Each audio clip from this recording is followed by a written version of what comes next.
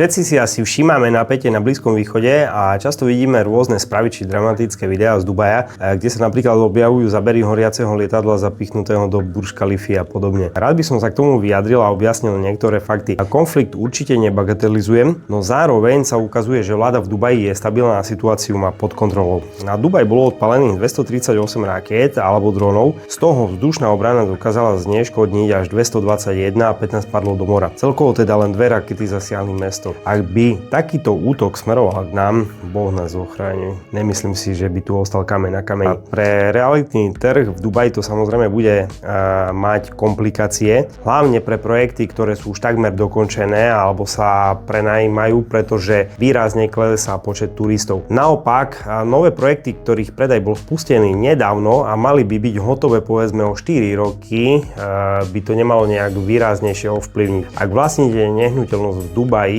neodporúčam panikáriť a predávať na rýchlo pod ceny.